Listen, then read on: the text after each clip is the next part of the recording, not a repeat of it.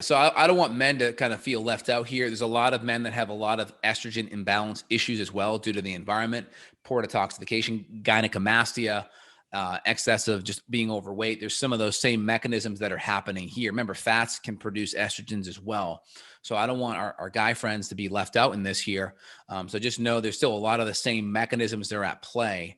Of course, we're not going to be, hitting the hormones the same way, but we're going to be looking at the adrenals the same way. We're going to be cutting out environmental hormones. We're going to be looking at detoxification and your body's ability to clear these excessive hormones. Of course, if we're seeing women that come in with birth control pills, we're going to try to hit that via a different mechanism without throwing off the hormones. So there's a lot of ways we can hit this.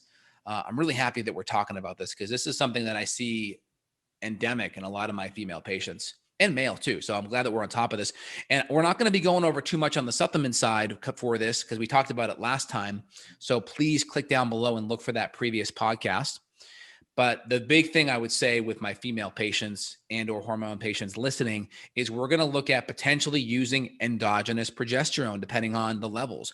We're going to use herbs to help modulate estrogen and progesterone. So some of those herbs could be chaste tree or maca or dong quai. There's a lot of other herbs that we use to modulate that. We may use things like ashwagandha, rhodiola, ginseng, things to help modulate cortisol. Of course, we're going to be fixing a lot of the diet and lifestyle strategies, whether it's blood sugar, inflammatory foods, sleep. Of course, all of the healthy diet and lifestyle things are foundational. So I'm not going to go into all of that because that's all with a podcast within itself.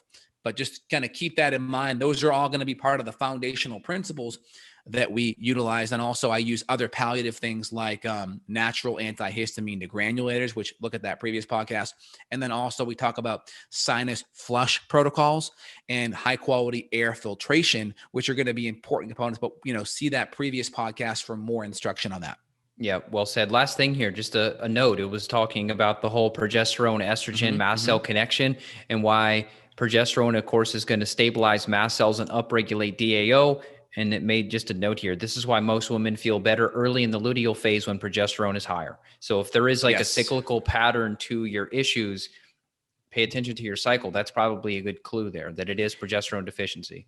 Yeah. And part of the reason why women feel bad those last couple of days or a week before is because that's where we have the biggest drop in progesterone. So it's this big drop that happens, and usually it happens a little too early. And that's what kind of gets this whole cascade of PMS or PMDD happening, right?